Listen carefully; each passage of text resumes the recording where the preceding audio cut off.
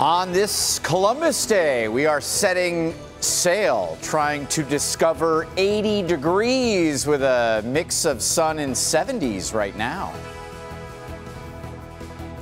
More construction downtown, more changes downtown, and it's going to impact the way you buy your entertainment. We'll tell you how. Live from downtown Detroit, Local 4 News at noon starts now.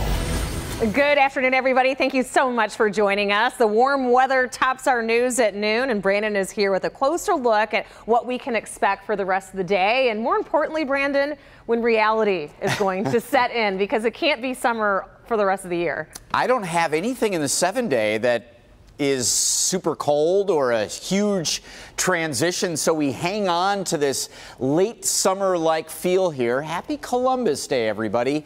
73 and sunny with calm winds. The winds are coming out of the north fairly light, but it'll keep our temps in check. We have 73 now, on our way to 75 at 2 p.m. 77 or warmer. Again, the north winds are not real strong, but may keep us in check. May get a couple of neighborhoods closer to 80 degrees. Don't have a whole lot of activity going on. This is the remnants from what was Hurricane Nate this morning. Brought us some nice showers. It slowed down the morning drive a little bit. And tomorrow is a step cooler with a dry, cool front coming through late today, early tomorrow. So we have a slight dip in temperatures. And then, what is this? Almost looks like Pac-Man. Rain showers that are coming in Wednesday. Will track midweek wet weather returning coming up. Don't forget, though, you can get the weather to go from radar to any watches, warnings, a full detailed discussion of your forecast. It's the Local Forecasters app. It's free under WDIV in your app store. Rhonda? Brandon, thank you.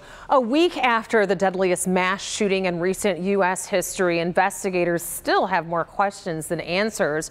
More than 1,000 leads have poured in, and there are billboards asking for the public's help that are up and down the Las Vegas Strip. But today, investigators are no closer to understanding why Stephen Paddock went on this killing spree that took the lives of 58 innocent people and wounded nearly 500 others. Miguel Almaguer takes a closer look at this motive mystery.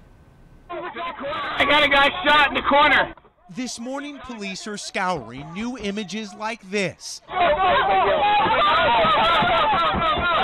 They're also focusing on the gunman's hotel room and on Sunday arriving back at Stephen Paddock's home. Investigators no closer to finding the reason why. I can tell you that I really don't have an answer for you about motive. Under Sheriff Kevin McMahill telling NBC News, in addition to the cache of weapons and ammo, a note was also discovered in Paddock's hotel room. There was a note with numbers on it. It appears to maybe have been ranges as to where he was shooting at. Newly released IRS records show Paddock earned $5 million gambling in 2015.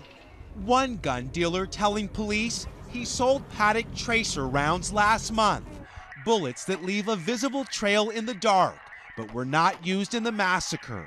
Officers who breached his room at Mandalay Bay speaking to 60 Minutes. So many guns, so many magazines, stacks and stacks of magazines everywhere. All kinds of monitors and electrical equipment he had in there. It just looked like almost a gun store. Investigators are now questioning how could no one know of Paddock's murderous, meticulous plot. His brother, now said to be in Las Vegas, is cooperating. With the tributes in Vegas and beyond growing, country star Jason Aldean, who was performing when the gunfire began. We hurt for you and we hurt with you. But you can be sure that we're going to walk through these tough times together every step of the way. Overnight, Vegas dimming its famous lights in memory of the victims. With many still hospitalized, Samantha Ferranda, shot 3 times, finally going home. I'm just grateful that I didn't have to completely say goodbye to all the people that I love. Oh, so sad. Well, we have some breaking news into our newsroom this noon. Another official is facing involuntary manslaughter charges in the Flint water crisis. The state's top medical executive, Dr. Eden Wells, was charged with involuntary manslaughter and misconduct while in office in connection to the Legionnaires' outbreak cover-up in connection with the Flint water crisis. Wells is still working at the Michigan Department of Health and Human Services. She will be back in court on November 6th.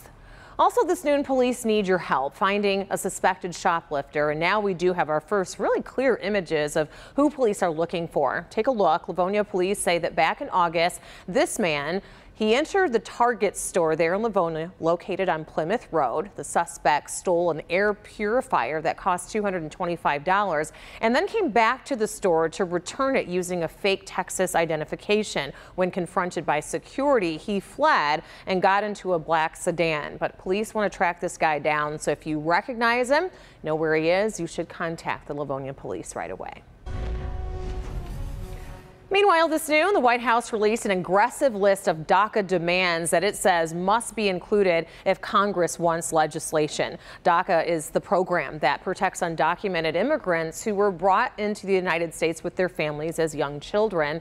Among the priorities from President Trump, money for the border wall, cuts to legal immigration, and measures that would make it more difficult for unaccompanied minors to come into our country.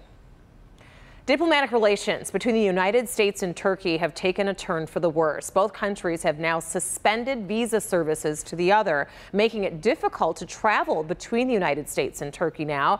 The diplomatic flare-up came after a U.S. consulate employee was arrested in espionage charges. The Turkish government links that worker to an exiled Turkish cleric that's living here in the United States, who was accused of leading an attempted coup in Turkey last summer. CNN is today reporting that lawmakers for Russians who met last year with members of Donald Trump's campaign team had different views about the nature of that meeting. Donald Trump Jr. has said that the meeting in New York was supposed to be about information on the campaign of Hillary Clinton. The CNN report says that the Russians approached the meeting to talk about sanctions on Russia and did not involve the American election. Many calendars note that today is Columbus Day, but there is growing evidence it is also a Columbus Day controversy. Columbus Day became a national holiday back in 1937, celebrating Christopher Columbus and the discovery of the Americas. President Trump released a proclamation honoring the explorer and his accomplishments. His statement contrasts with President Obama's proclamation last year that noted the damage done to Native American people by the arrival of European settlers. The city of Los Angeles today covered up its statue of Columbus to protect it from any possible vandalism. Now that Little Caesars Arena moves the Pistons and the Red Wings under one roof, along with all the concerts, the next logical step is to combine the entertainment units. So today, that's what happened. Palace Sports and Entertainment and Olympia Entertainment are now joining forces, and Metro Detroit music fans will now have a whole new way to buy their tickets for all of the events in those venues. Local 4's business editor Rod Maloney is in downtown Detroit with the details. With the arrival of Little Caesars Arena, the Pistons and the Red Wings playing underneath one roof, it sort of establishes downtown Detroit now as the hub for entertainment in the region. But the next logical step is to marry the business units together, Olympia and also Palace Sports Entertainment. And today that happened with the flip of a switch on a website. From now on, it's this site, 313presents.com, where you go to buy your concert ticket. Before, when you wanted to see Kid Rock at DTE Energy Music Center, you went through Palace Sports Entertainment. But when he played Little Caesars, you went through Olympia. Bit of a pain trying to figure out who offers what show.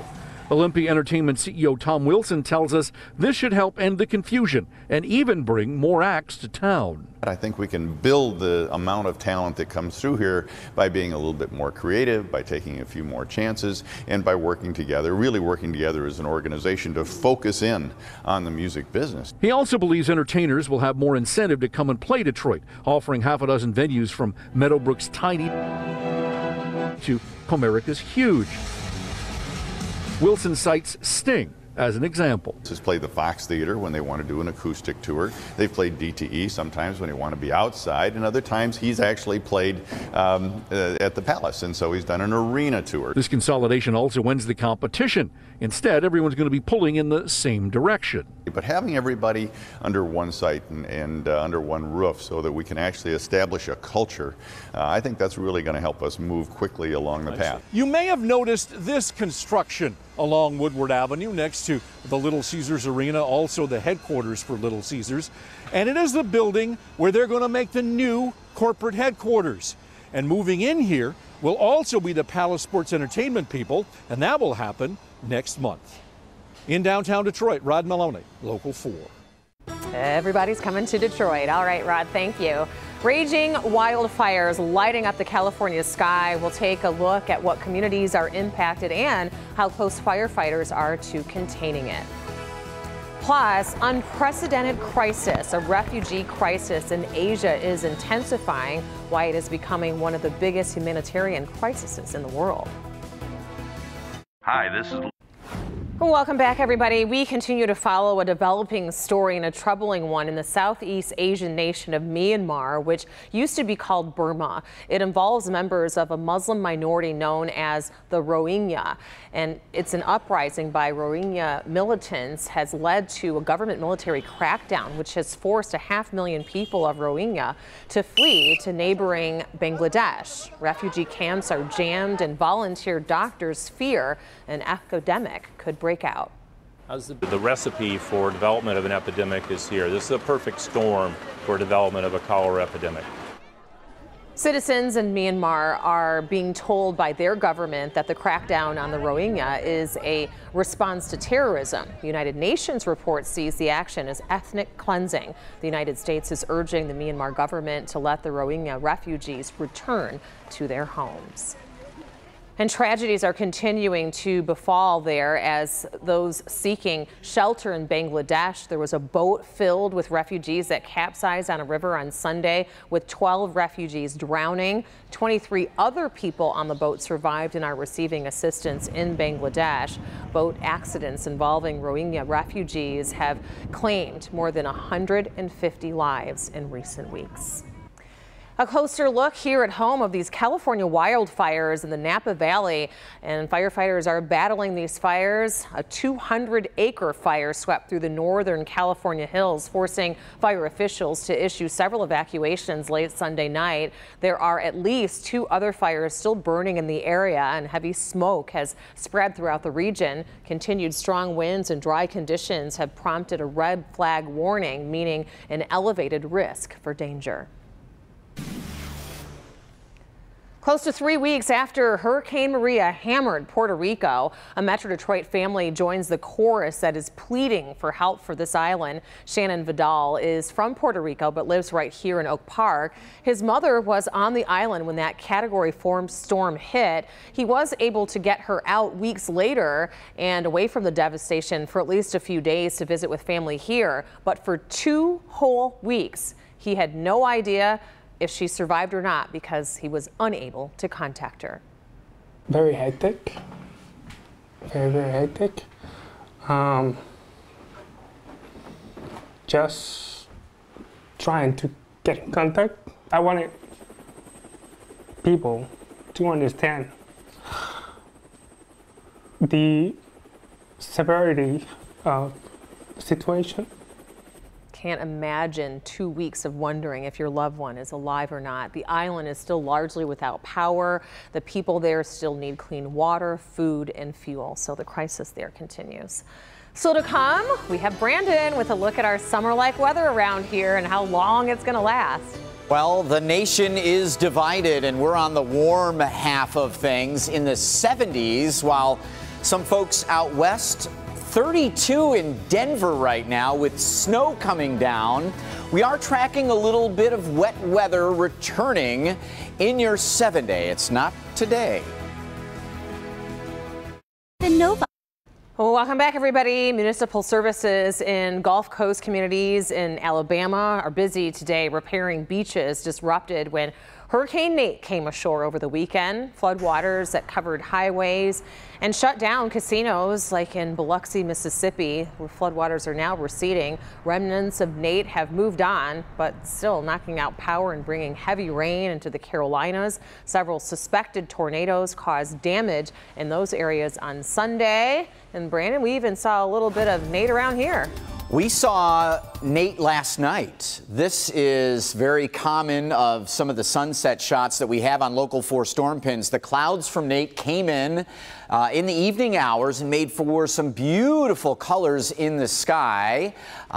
So check out Local 4 Storm Pins, a great way to see what others are seeing, and especially for stormy weather, which we had Saturday night right during that Michigan State game. Meantime, the morning showers from Nate are gone, and that's good. We have Columbus Day sunshine in all 4 zones in the upper 60s to low 70s. 65 is average for October 9th, and we're about a dozen above that, with some of you flirting with 80 degrees through the afternoon. These winds aren't real strong, but out of the northwest, 5 to 10 at times, so keeping us under control, not getting too warm and muggy. So just an ideal day. Overnight, 55 with some upper 40s in the suburbs and some patchy fog out there, but that's about it. We're looking pretty good for tomorrow. We do have a weak cool front coming through, and that will cool us off just a little bit tomorrow. But this is a 12-hour replay of the radar, and you can see what we saw from Nate this morning. It wasn't too much. We actually could have used a little bit more after what was a very dry September. But we don't have anything for the rest of the day falling from the sky other than some leaves off of your trees. And then as we head through tonight, overnight, this cool front comes through dry. We will see more cloud cover tomorrow, and temperatures are down a little bit, both from the front and the clouds. But looking good to go today as we advance the models all the way through tomorrow. No problem. You see some high hazy clouds through the day, probably upper 60s and low 70s. And then on Wednesday, wet weather returns, and this is probably going to be mid to late morning into the afternoon hours with showers that keep us in the 60s. That's it. But have no fear, our late summer-like weather isn't going away. Thursday, Friday, Saturday, temps building back into the 70s. And then on Sunday, this is a big one, Rhonda, because it's the marathon in Detroit, and we are tracking the potential for some rain and thunder showers Sunday morning. All right, Brandon, thank you. Still to come, a group of unusual suspects were caught on surveillance camera, satisfying their late-night cravings. We'll show you some video that you don't want to miss coming up next. Well, welcome back, everybody. Well, October is National Pizza Month, and apparently a group of bears want to partake. Take a look at this surveillance video from Saturday night of a mama bear and her cubs sneaking a special snack from a Colorado pizzeria. You can see the bears opening up cabinets, checking for food, and even munching on a little salami. But apparently no pizzas were made. There's bear proofing that they've been doing in the area of the dumpsters. So now apparently the bear are going to homes and businesses to bulk up for the winter.